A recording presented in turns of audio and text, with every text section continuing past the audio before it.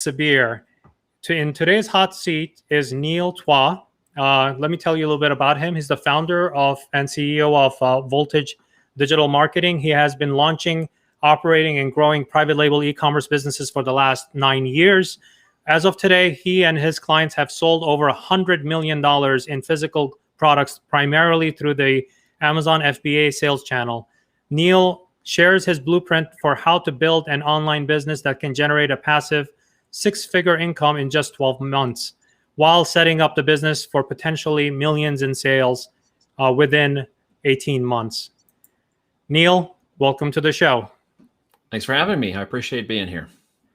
I think we're going to have a great time. We have tackled the question of Amazon many different ways. I have been a guest, and just before we went live, I mentioned that I was guesting on a lot of podcasts and a lot of shows, and they typically get me for talk about like Amazon businesses and how to grow them and hack them. On this show, we had Anderson Salgado in one of our episodes. He's an ex-Amazon guy that does phenomenal work with Amazon, businesses in order to bring them onto Amazon. So today's angle is a little different, right? We want to talk about Amazon, but we want to also talk about building a company with the mindset of actually selling the company, to different types of ventures and stuff like that and funds. So we will go through that, but in the initial stages, from your POV, I would like to understand when you think about Amazon FBA and you think about Amazon, what can I sell on Amazon? And also together with that, Neil, what can I not sell on Amazon? That's almost more important a question. What can you not sell? So in simple terms, having done this for a long time, once upon a time, I had a student ask me very point blank after we'd had this wonderful session and he was understanding and nodding and we were going through the, what to sell. And he just blurts out, he's like, what the hell do I sell? Right. It was just like, he wanted to just tell me, what am I going to sell?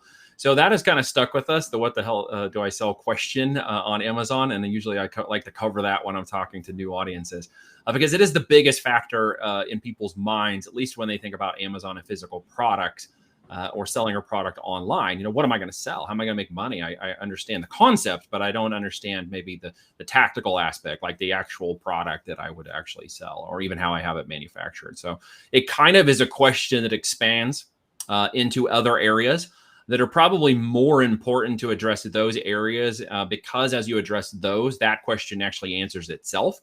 And those components, I think, are something that we can continue to dive into today's call.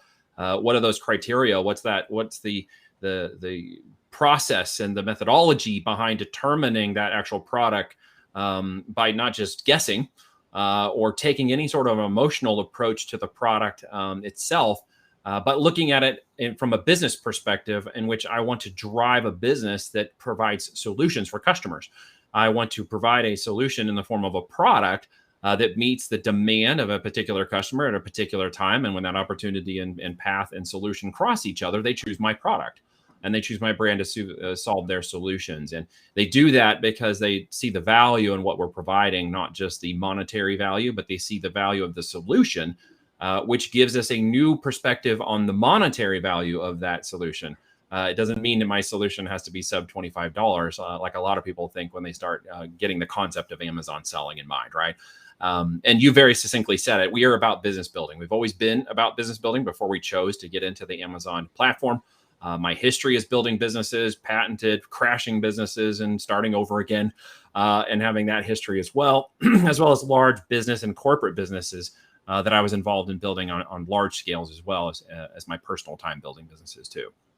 I mean, the thing is, I call them my deep scars. You mentioned businesses that blew up. Either they were great or they blew up and it was a failure. Yep. Well, that's but all you learn from both of them. You learn tremendous lessons from both. A tremendous amount. And you asked, what products not to sell on Amazon? Well, there's ways to learn not how to do business by crashing businesses too.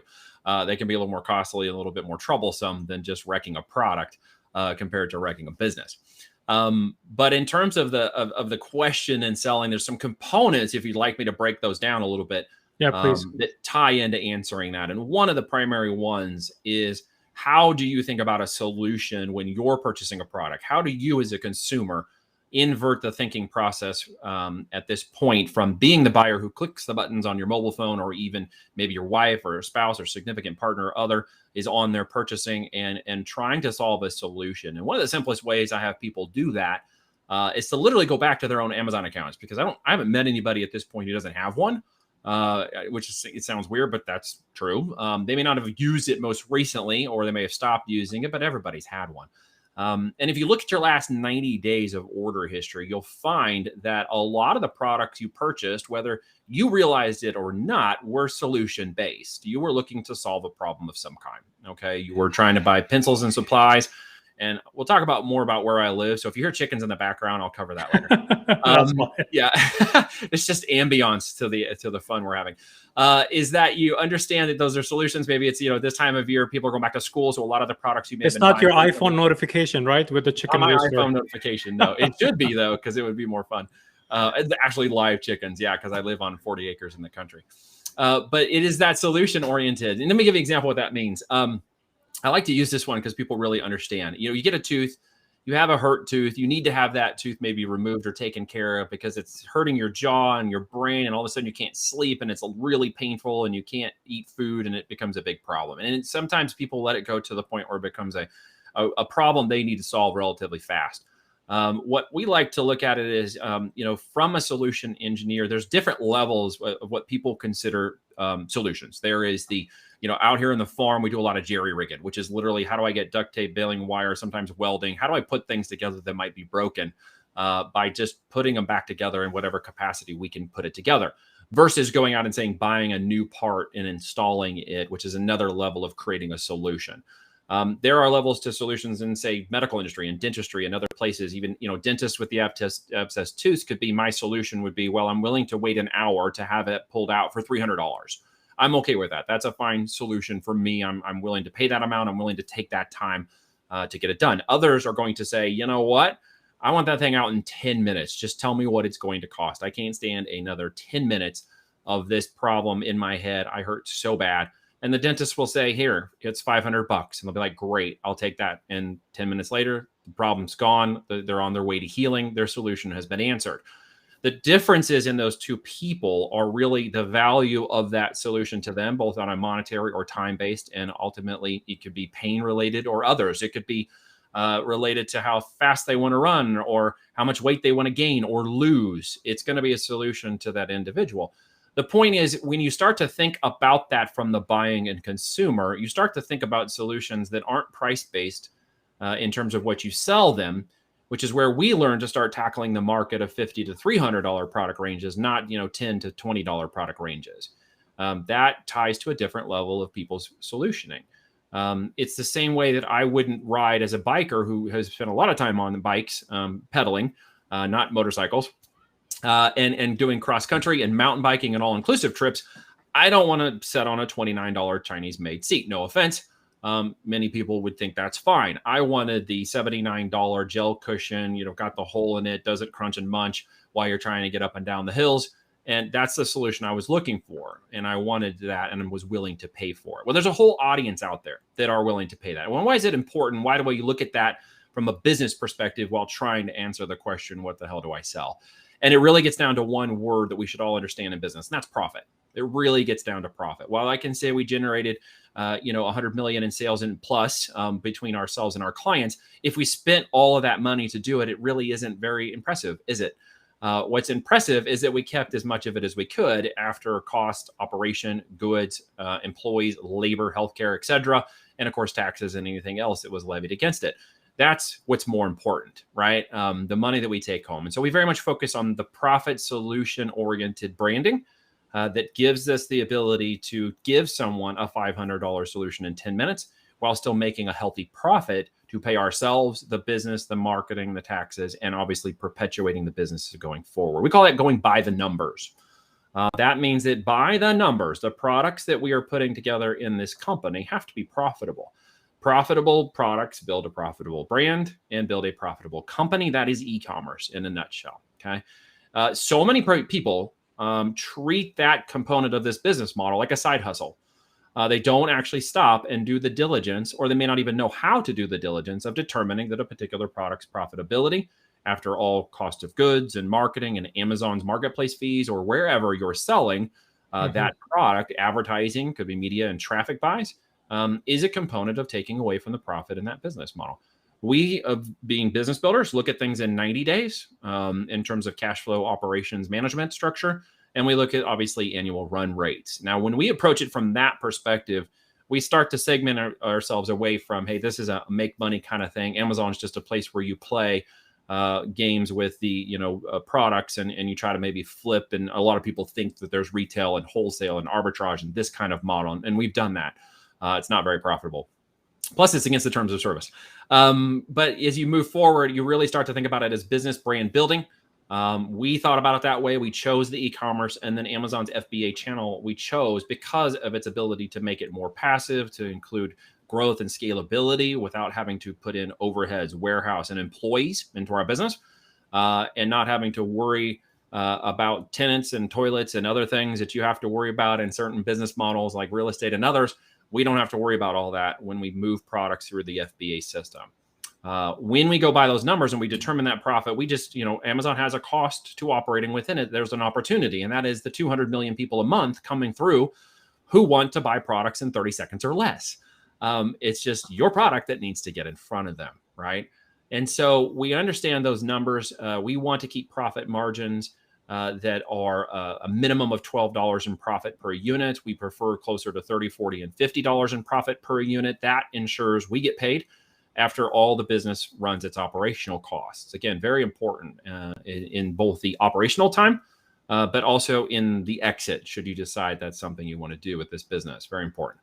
So as you're determining those numbers and you're determining the products and brandability, and you're getting a solution-oriented product in mind with a particular avatar that you might even name this person, it's Sarah, and she's out here and she likes to ride bikes, or she likes to cook, and she buys this particular type of product. And if you start to think about those people and build that criteria, you're answering that question by determining the criteria that makes the best answer for the solution. What should I sell? At this moment, you haven't heard me say, go buy outdoor gear, right? Or you haven't heard me say, hey, go buy kitchen and goods. Why? Because there are millions of products that fit into that. What doesn't fit into it, and I think you and I talked about this in the green room a minute ago before we got going, was things like clothing, right? It's kind of a low volume opportunity on Amazon. If you think about the avatar that is on Amazon the most, and that's women 27 plus, they don't like to try on a lot of clothes and then have them returned. I happen to know that firsthand. I got 5 women in my house. They don't like to buy products they can't try on and then have to go through the return process, right? So there are people that are willing to do that, of course, but it's a lower volume game, although it has good profit margins. But people who get into that particular space in Amazon do need to usually have some kind of off Amazon brand marketing strategy already in place, maybe a customer base already moving, and then go ahead and launch an Amazon store with their product and brand line, and they'll see better success with it than someone who's coming from net new zero clothing line. We also don't do electronics, right? It's one of the places, and you said better to go to learn where not to go. Excuse me. And electronics is a very expensive startup. I have friends that do it in the electronics, anywhere between 1,000 to 6,000 units a day. So there is a high volume, and it is one of the largest moving volume of products. And most all of us have bought electronics from Amazon. You and I were talking about that, right? How we can buy a lot of electronics. One of the earliest categories actually on Amazon. One of the earliest categories besides books. Yeah. So the product startup cost is hard, right? The manufacturing and tooling and the making of those products is difficult. I usually tell people, look, if you got a liquid cash or cash line or credit line of $250,000, then you might consider going to market from a dead start on Amazon with electronics. You also should be aware, of the fierce competition, which leads to a bit of things like what's called saturation, which is usually a race to the bottom in pricing.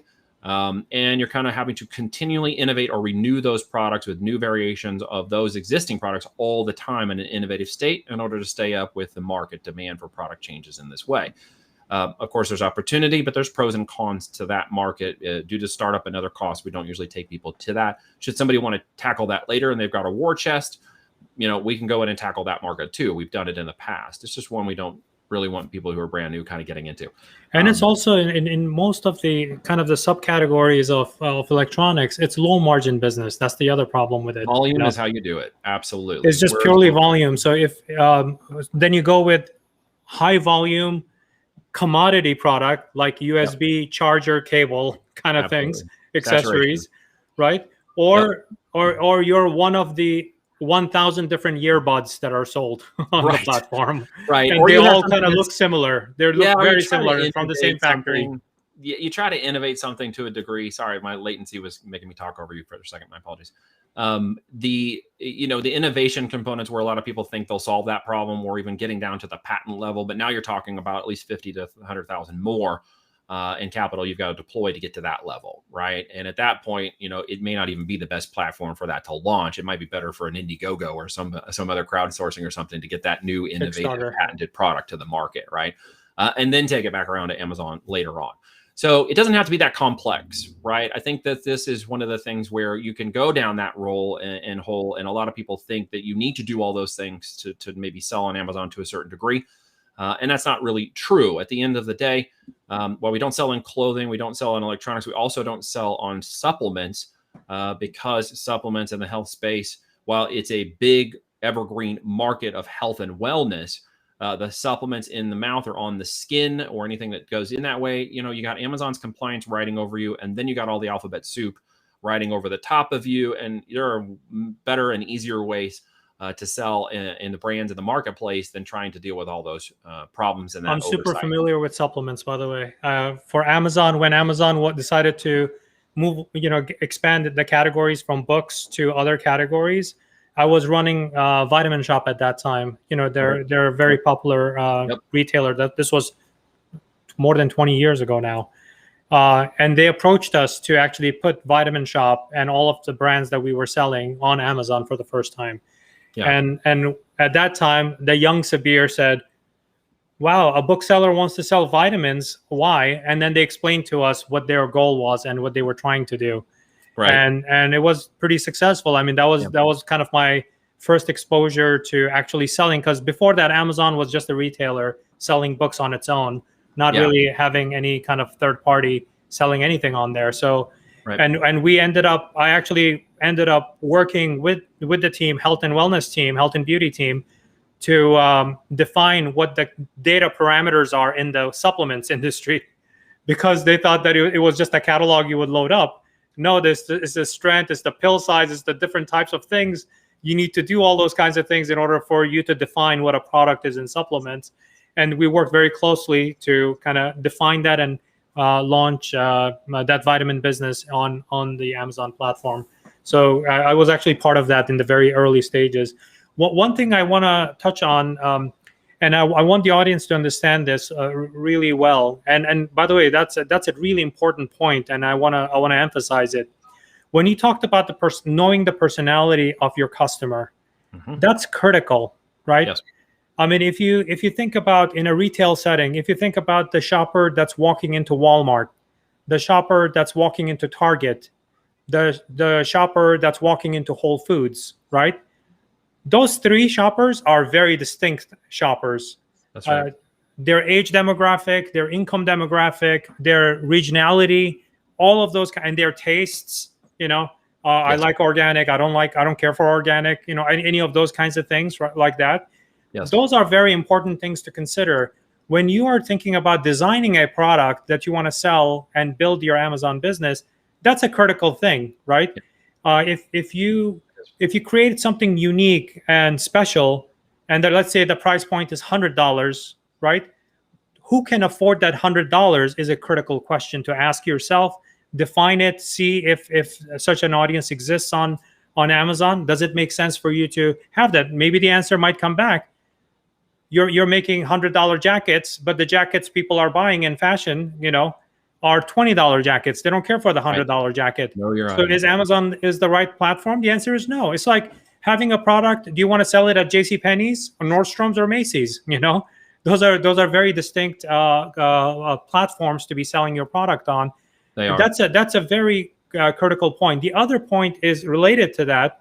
Once you know that, you understand the profitability of your product. Like, let's say for this, as an example, this $100 product that we put up, let's say it passes that first bar of, yeah, my customer frequents Amazon. They are here, they will buy this product. And I have similar kind of products that I can relate to, and I can do my research on Amazon.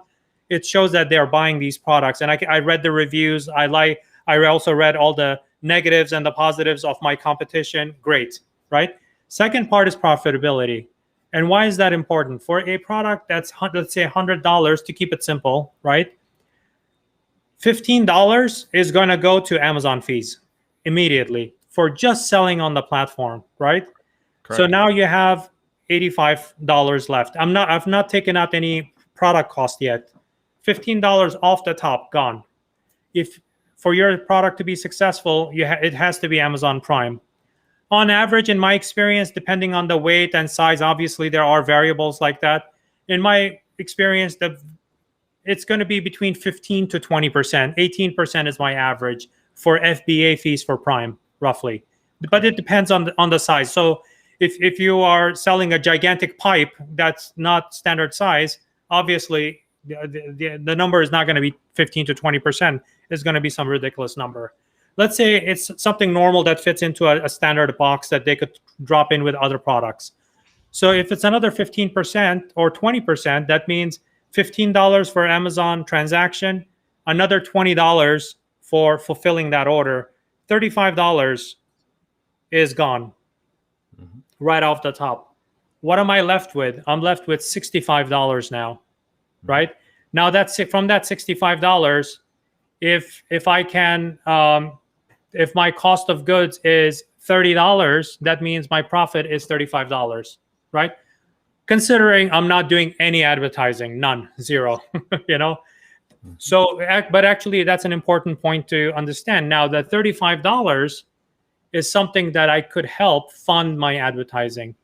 That's why knowing those components for that one product, selling that one unit of product, right?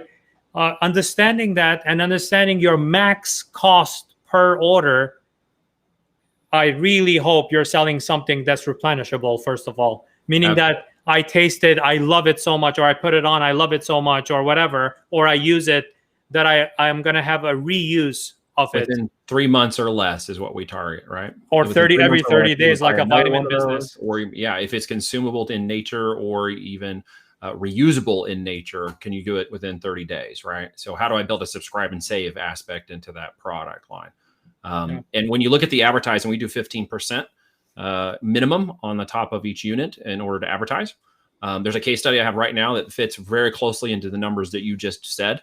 It's $100 product. I'm a mind reader, by the way. That's the other dude, thing I didn't even tell you this. And he's got $49 in profit after his cost Wow. of goods and product. And that's before advertising. And he's selling about 5 to 7 of those organically a day while he's in optimization mode, at which point he has not engaged PPC or whatnot yet. But his closest competitors are going to get destroyed once he does, because he has the capability in his profit margin to go in and buy up all their customers.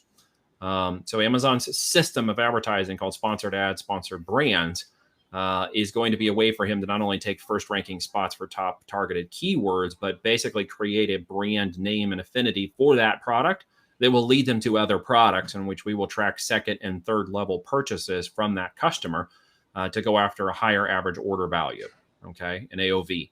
That AOV is really what determines the success of the business.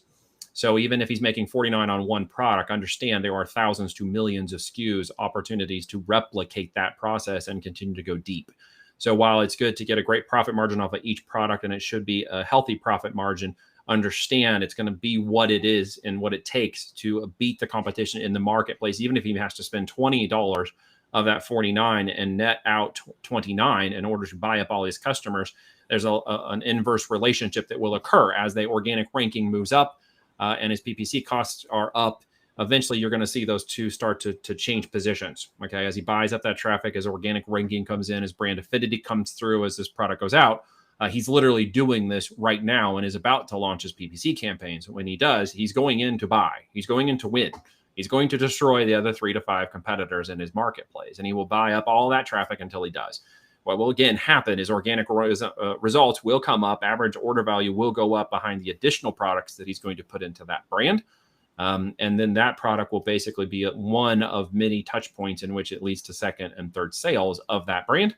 And they will be done profitably. And then he will see that ACoS, that average cost of sale, come down. He'll see his ACoS come down while organic ranking goes up. And even in some cases, we got plenty of case studies that show we've turned off advertising for those products. We only turn it on when we need to reboost the products back up into their ranking, and then we shut it off again. And all sales after that are 100% organic. So there are ways and strategies to do that, but your numbers were extremely close to a case study we're working on literally right now in one of our clients. Yeah, I mean, knowing those numbers are so critical that if you don't understand the expenses, the velocity of 200 million active shoppers can bankrupt you very quickly. It can absolutely kill you. I've watched it happen over and over again. I've had people come in, and if it doesn't, here's what ends up happening. Okay, it's that you continue to perpetuate just making Amazon more money, and that's not what this is about. It's a win-win. Amazon is happy. Shareholders are happy. Well, sure, but I got a guy who came in the other day with a $3 million a year business, and you're thinking, hey, that's great. Well, he spent about $2.9 million doing it. Because he had the lower products, higher volume without the profitability of the numbers, he didn't frankly sit down and actually do the diligence on it. When we did it together, the guy's face turned white because he realized that 80% of his SKUs were not profitable, which is exactly where all his cost was going. He just kept running the process without actually doing the business. And business management and the financial management of this is a big component many sellers miss, and we touch on it big time as we are teaching people how to build these businesses. Again, we just chose Amazon's FBA system to leverage the brand and the authority of that traffic to validate our audience. Okay. Once we do that, you should understand it's 31% of the market, roughly 31, 32% of the market of e-com is just Amazon. Okay. The other 69, 70% is every other channel on e-com. Okay. So once you validate that brand, we have huge market upside potential to go out and with a proven brand concept, buying and sales, and expand it into the other, 60, 70% of the market that we aren't touching outside of Amazon when we go there. But you have a proven brand, proven products, proven sales, proven avatar. It's a lot easier to take that out to mass market, mass media, and continue to replicate that out into the greater market. I mean, some of the other financial metrics that people need to be aware of are the cost of goods for you to actually freight it over to the prime warehouse. Is something that a lot of people miss. Right? They think that magically it's going to show up, but there is a trucking company that's going to make money moving your merchandise from your warehouse or the shipping dock over to Amazon, right? Oh, there will be a cost associated. It's changed, and in the last 24 months, it has gone from what we could launch in 6 weeks to what takes us now 3 to 4 months. Okay, so that has changed. That's an operational component of any business or any product, any chain, any supplies and goods right now. So whether you do FBA or you've got a retail store down the street, everyone is being affected by that. The differences in us is that we don't have certain operational costs wearing down on our business right now with that timeline that retail, brick and mortar, and other companies do. And that's one of the ways we're going to be sustainable when they're not. Does that make sense? Because, they're weighing costs, we're not. They're weighing employee costs that we're not. Because we run a virtual real estate business in the virtual world, but have physical products stored in warehouses, we have a hybrid combination that's allowed great flexibility in our model. And the employee component, it doesn't even play into this. We have no employees. I used to have employees when I did the wholesale FBA business years ago, and I was running 10 trucks a week out of a 30,000 square foot warehouse in Salt Lake City. I think it was like 20 to 30,000. I forget exactly what the number was. Somewhere between 20. I'll go 20,000. It makes me sound. If it's 30, then whatever. I forget what it was. Around 20,000, 30,000 square foot of warehouse space. We had a huge warehouse, like big one. And we were running trucks. We had 12 employees. We were hauling, 10 of those a week. At the end of the day, that's not really realistic to this model anymore. And I know there's people who are attempting to do some of those things, but it simply didn't make sense. The volume did not make up the difference, and the price and the profitability was, sub net 7%. So that really does not make a great business model where we're at 18 to 20 to 30% now with the type of model that we run in this way. The point back to the logistics, the shipping, the timelines, we can actually adapt well to those. In fact, that is an opportunity that many are missing and are falling out of the market right now because they don't understand the freight, the logistics, and the cost of really moving that as a business line item. They're just ending up with, oh, whoops, I didn't realize the container was going to cost that much. I can't order it. I guess I'm going out of business. And that's kind of how this is working with a lot of sellers right now who are falling out of the market.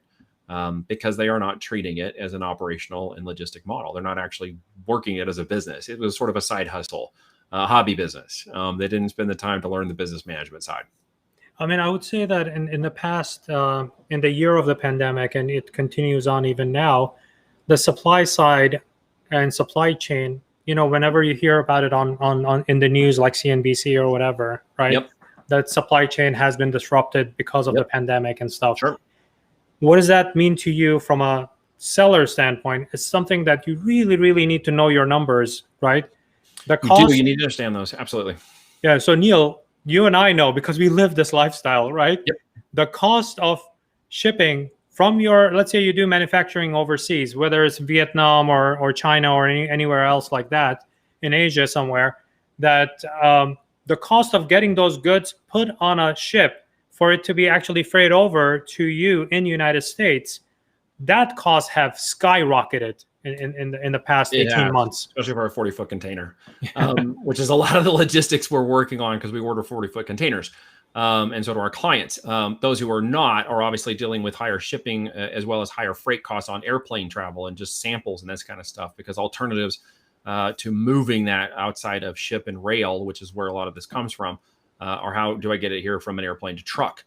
Which adds another level of cost. And ironically, to this point, they have been so differential, you wouldn't do it. But at this point, based on the logistics of train freight and overseas ships and cargo ships, in some instances, it's within hundreds of dollars differences to just have them flown here and put on a truck than it is to have them come across on a ship. Now, that's so inverse to where we were just 24 months ago. The cost of a container going from 6 to 18 grand, most people can't do that if you don't have the profit or margins. The reasons we have sustained it in this model is because our retail prices have always been higher. We've always operated in a higher margin, higher profit margin. And while we can take a hit on the profit, nobody likes to do that. We can still do that and make a sustainable business model.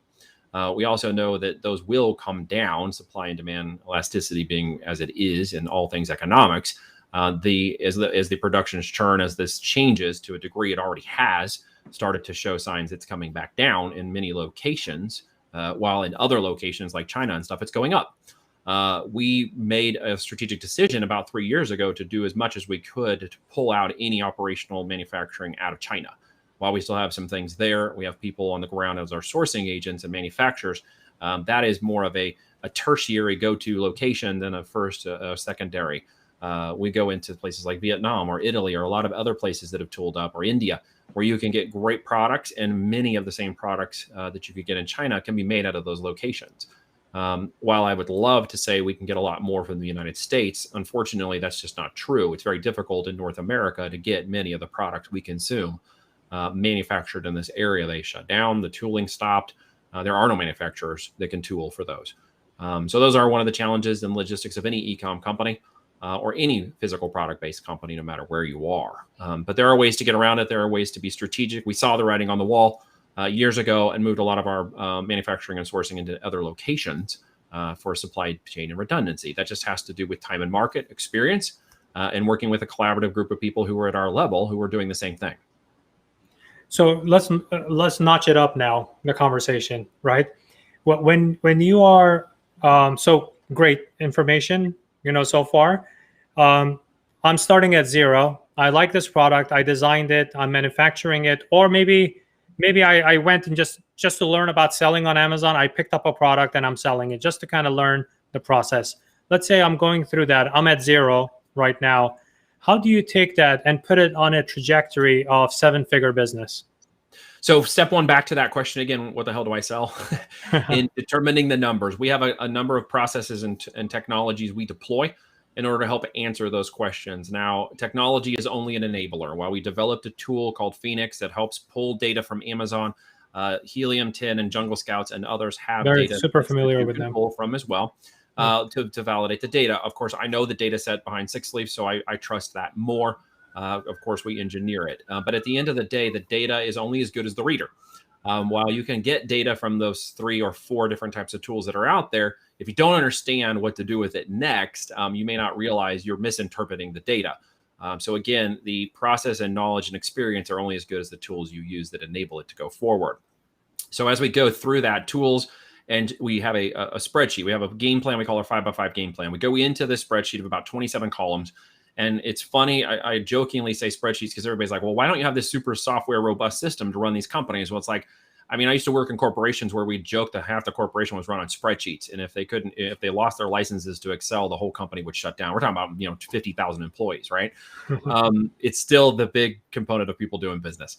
So you go through the spreadsheet, you enter the numbers and the data, and you do a lot of upfront market research. You spend 80% of your time answering that question from the data before you ever make a choice on the product. You need to have 3 of those columns go profitable, okay? And in those profit columns of percentage of ROI, percentage of profit, and the profit columns go green, then you actually know you got a product you could really consider selling, and then you can take it to sourcing. Now, to get to that point, it is, again, answering the avatar question. I'm looking for a product that answers a solution that also meets the data requirements for those to go green. So there are a number of data points to be filled in, cost to be associated with that, and literally it will spit out a product. And when that product goes green, you take it to the sourcing agent. If the cost of goods aren't far off from what we usually set as a 35% default on cost of goods for a landed cost of good pricing at 35%, then you basically get that validated. If they can come back and say, yeah, we can get you 100 units, 200 units, 500, 1,000 units, and it matches up with that, you've got a product you can sell in your brand that will go to market. You'll know your competitors, you'll know your profit margins, you'll know your 90-day run rate, you'll know your supply chain velocity as well as supply chain inventory requirements, and you'll have a good 90-day viewpoint of this product's life cycle as it goes to market over 90 days, okay? So as you get through that process, it's really important to, again, understand that I have taken out any emotions about choosing that product, and I have literally gotten down to, does the product produce a solution that is profitable for the business, right? Because I know that I've already addressed the customer question. It's not callous. And I know some people may look at that or maybe hear what I said and say, well, why don't you care about them? You only care about the profit. It's not really like that because at the end of the day, the profit does run the business, but I'm also providing a real solution and a great product. I'm having a great product manufactured. That's the other important component. I am not just getting the cheapest product for the lowest price I can. I'm balancing price between quality, and it's an important part. You will be found out very fast in the marketplace how well your product is through the review mechanisms and other things that will come back on you if you just produce a bad product. That will backfire. So some of it controlled, like on an Amazon reviews and ratings, but some Absolutely. Uncontrolled, like on social media. Yep. So you do need to produce a great product, which is very important, while getting the good price point and quality. So that's a bit of the time that it takes to get that together. It just is an example. We launched a product a while ago. Let me give you the thought pattern that developed that product idea. I was literally up, and I don't remember, with one of my 4 daughters at 3 a.m. doing a baby feeding session because she was sick. Mom was recovering. I'm in the front room with the baby and finally get this bottle and kid to sleep in my arms. I'm, of course, awake now and can't get back to sleep. So I'm flipping through the television infomercials. Up pops this little infomercial for a pet doll thing. And I'm like, what is this? I'm a new parent. I'm like, what is this? Right. Turns out it's called a seat pet. And the seat pet is this pet looking toy. This was had a pelican, and it had a cat and a dog. And you put your crowns and stuff in it, and you run the belt through it, and the kids can use it in the car. They can sleep on it, and instead of having their heads fall with the rests in the car seat, they can rest on this, and it's cute. And they can take it with it and put it in their bed and travel with it or whatever. And I thought, hey, that's a really clever idea. And so the next day, I hit my partner, Reed, up, and I said, hey, look, I got this idea. Take this and mull it over. I saw it last night. They're obviously advertising for this product. Let's check if they're on Amazon. Let's see if there's an opportunity. So he comes back and he says, hey, you know what? This thing called anime is becoming very big right now. There's a lot of these commercials. There's a lot. What if we took this basic animal, that they had, and we make it bigger eyes? We make it look a little more anime. It was just a slight twist, right? We didn't invent anything. We borrowed a concept that was already in the market. Okay. And we just innovated a slight differentiation. We made ours look a little bit more like anime characters, right? We had them mocked up. We had them send us some samples. We're like, hey, that's not bad. So we took that and we went to market with it. We had 2,000 units that we bought. We said, hey, you know what? These guys are advertising a lot. They're on Amazon, but they're not doing a very good job at all. I bet we can get this in the marketplace and just leverage ethically their traffic and infomercials and other things they're doing for people who are coming to search for this product. Let's just get our product in there and see what happens. So we created something called Belt Buddies. Belt Buddies was the answer to Seat Pets. Okay. Now there's a simple equation that I'm coming down to: similarity and familiarity equal trust. So Amazon's platform being the trust, similarity in the marketing that was already occurring, familiarity with the product type in the oriented customer solution of a parent who didn't want their kid sleeping with a crooked neck, who also wanted a doll or something to comfort them in the car while they were traveling. We simply stepped in front of that traffic. We sold 2,000 units in 8 days. Just putting that product in 8 days. Wow. We had any advertising or organic? None whatsoever. All we did was leverage a trending authority and an opportunity there. And that's where this got to be really fun. So we got another 2,000 units on PO. We had it already setting in the back. We had the order. We had everything ready to go. The manufacturer could get it to us in, at that point, 4 weeks. So we went ahead and got the next 2,000 units, sold through those in 12 days, literally. And so we did that 3 more times before we did any marketing. The point I'm trying to make was that there was an opportunity. There was an innovation. There was some similarity and familiarity. We didn't have to go invent anything. We literally went into the market and it told us what we should sell people. All right. We're not smart enough to go out and just invent crazy things. We have some patents. I have one, but I'm not the super genius. I found out the real opportunity is innovation, and it should be considered that way, especially because Amazon has a lot of products in it with a lot of innovation opportunities. And to leverage the trust of the marketplace creates immediate value in the minds of the customers who are there. And for all they could tell, Belt Buddies was a better product and looked cuter and matched a trend in the market. And that one they went and purchased instead of the other ones. We eventually sold that company. And it was a great product line, and we had so much fun with that. That's a great, phenomenal case study there. To kind of change the gears a little bit into, so we have a product, we have our customer, we made our Belt Buddies, a great proof of concept. We sold like 30,000 units. We're feeling pretty confident, you and I. We go and get more inventory. When does it become interesting for whether it's venture funds? There are quite a few companies in this field that, and yours included, that looks for opportunities to acquire brands that are Amazon natives, right? Absolutely. When does it become interesting for you to look at? Is it a top line revenue number? Is it the financials? Because I'm assuming that just like I do with the businesses that I acquire, that I know that operationally, immediately when I acquire it, I'm going to improve the margin immediately because of my operating experience. You know, so what is that sweet point for you when you're looking at these businesses that you would like to acquire? Yeah, let's break that down a little bit. So when you talk about the buyer perspective or the buyer, you and I are buyers of businesses. So let's look at it a little bit from that perspective. What am I looking at, and how did we align that with what we're doing in order to make it buyer friendly in terms of this business model? It's something we call the platinum principle, and that is, in essence, these businesses are worth more when you sell them than at any time during the business building phase. Okay, you can make them profitable and they can toss off great cash, but we remember economics 101 of supply and elasticity of demand. The inflationary rate is going up. Money now is always worth more than money later. So when we have the opportunity to sell that business, we're making more now than we ever will in the future. Okay, so the product is profitability at that point, right? And it's the dollar. So at this point, I'm more interested in the profitability of that business. I'm interested in the upside potential of that product line and have they expanded it or gone and done further due diligence. To borrow that case study a moment ago, one of the things that we got offered at that product line was good enough for us with other product lines we were doing in brands to go ahead and take that buyout. Now, if we hadn't have done that, what we would have done is gone in and what we call our 5x5 game plan. We would have added at least another 5 products into that brand and gone vertically deep into it. We had, other car equipment, other kids' toys, other alignments with that brand. We would have kept going deeper. We would have gone 5x5x5 until we had, 10, 20, 50 or more SKUs, where we had a good breadth of those SKUs making up 80% of the revenues.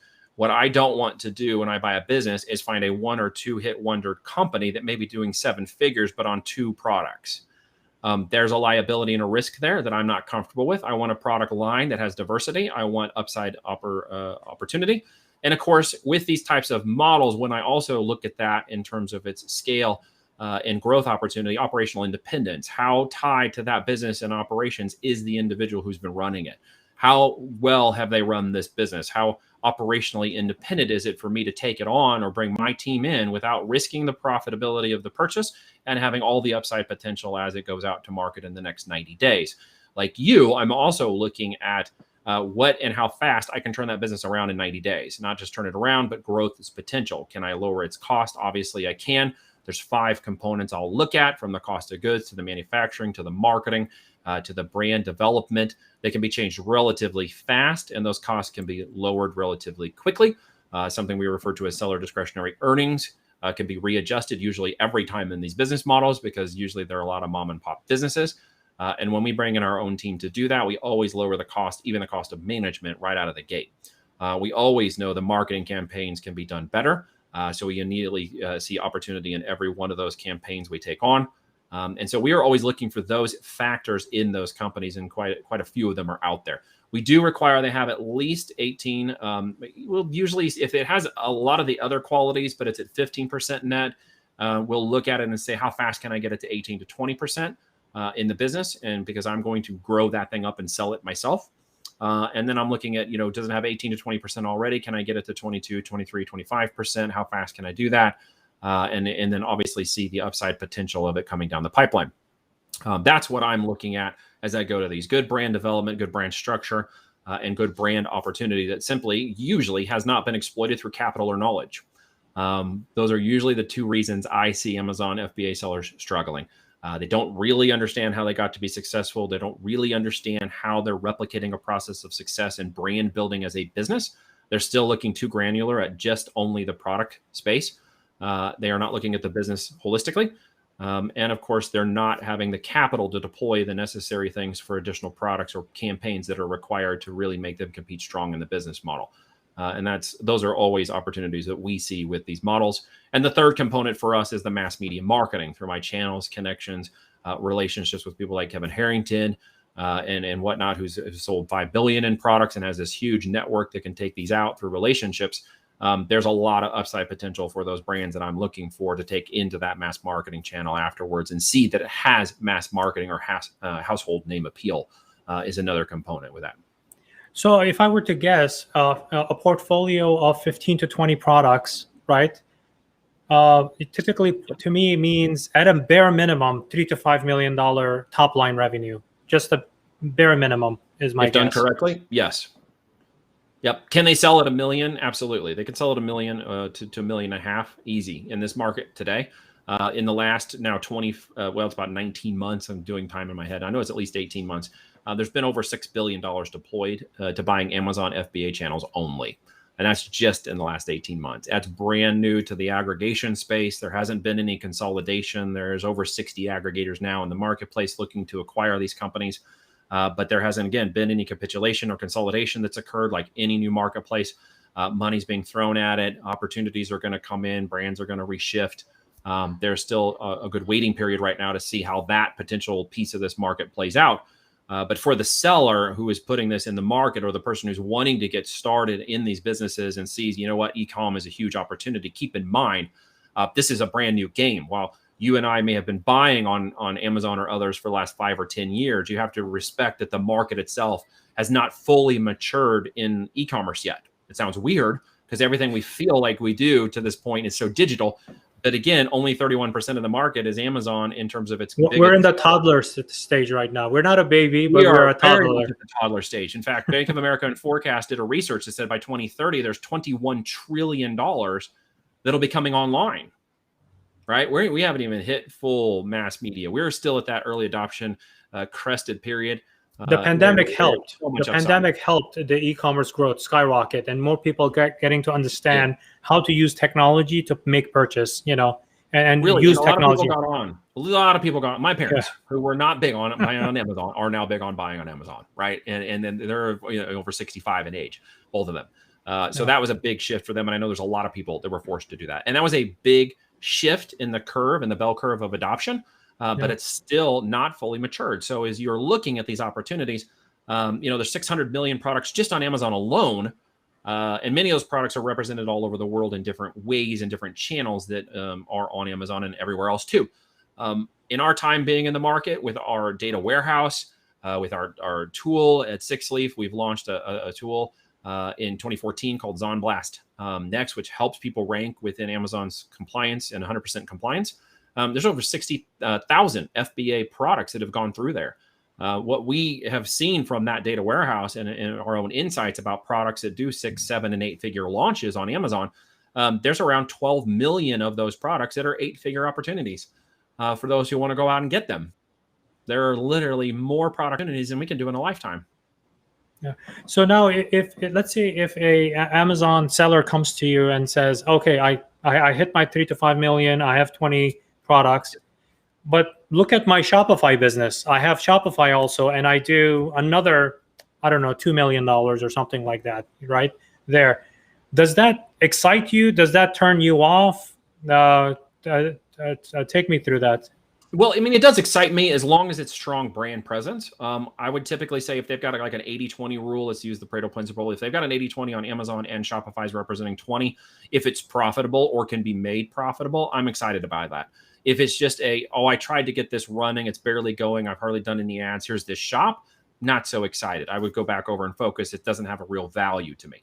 If they are doing that and have that opportunity, is profitable, is a growing channel within their brand, and it's a now multi-channel product strategy, that creates upside opportunity. That's upside potential. I like that. It has good capabilities of more mass marketing and appeal through the additional channels that Shopify represents, whether it's social influencer marketing or if it's paid traffic, media, AdWords, etc. There's a lot of potential upside to that, but it has to be a representation of the brand's extension, not just by the way, it comes with a Shopify store. That's just a distraction, right? What if it was flipped? They got it on Amazon, right? They got it on Amazon, but Amazon was 20% or 40%, 60% was Shopify. Yeah, we call it found money, because what most people don't understand, and I've had people approach me with those stores, and I know that some people are wanting to open the Amazon channel but don't understand how to do it or even how to make it more passive, and they're concerned about time and energy deployed away from what's making them money to open a new channel that makes time and energy and effort that may take away from what they're doing. We have solutions, of course, to get through there to make that more easy and even make it passive. But if they're at 80-20 on the Shopify and 20 on the Amazon, or they're not even really at 20, they haven't even got a channel launched yet, we call it found money. In our time with clients that have come to us that have done this, those spending 10, 50, 100,000 a month or more, they're seeing an average of 18% of their paid traffic, Shopify influencer traffic, end up on Amazon buying someone else's product. So they paid for them, they took the money and the effort, well, they're ending up on Amazon. If they don't find their product or brand, they'll buy a comparable over there and go about their way, because the trust, again, the similarity, familiarity, trust equation. They're going to Amazon brand. Right? What is it? 68 to 70% of American households are Amazon Prime households. Well over 125 million now. So I'll Google whatever you're telling me to buy, and I'm going to go to Amazon because I don't want to pay for shipping. Maybe I saw it on Facebook or AdWords or something, or YouTube when I was scrolling through one night watching, I don't know, a Tom McDonald video or something, and up pops this thing, and it's like, well, I'm not really 100% sure. I go to the website. Okay, let me go to Amazon and make sure it's a real company. I joke about this because at where we are now, it used to be the brochure websites of the world were you a legitimate business? Did you have a website? Yeah. Right. Once upon a time, it's beyond the yellow pages thing. Right. Well, in e-com, I'm seeing a transition that I'm pushing to people to get to understanding is that if you have an e-com store and you're not on Amazon, many people don't think you're a legitimate company. Call it what it is. Why should I trust you with my credit card? Right. Well, yeah, like it or don't like it isn't the point here. It's reflective of the culture and society and the buying prowess of what people are doing and what they're doing with their dollars. They are going to places they feel they're more trustworthy. They feel like they have a way to return the product or to deal with issues. They aren't really sure that if this site on Shopify will actually represent. I have friends that do very well on Shopify, but I also know that they face some of these other challenges of paying for traffic and people ending up on Amazon. So eventually they do end up with multi-channel. They get to Amazon because it's literally found money. They're over there. If they see your product and it comes up in the search, they'll go, okay, legitimate company. They may buy it from Amazon, but you're not losing anything in that way, right? You're gaining everything when you do that. Makes sense. So Neil, this is part of the program where I always promise my audience that I'm going to ask that the show question, right? The show. So what is your number one? By the way, phenomenal insights into the buying process of, I think it's going to help a lot of Amazon sellers kind of think about how they want to create a framework for their business that's going to be, interesting for if acquisition or exit is part of their strategy for their business. So what is your number one $100,000 expert insight? How do I build a business that I can exit? And let's say that's the business I want to be in. I want to create, sell. I want to be in that infinite loop. So what's your number one advice for that to Amazon sellers?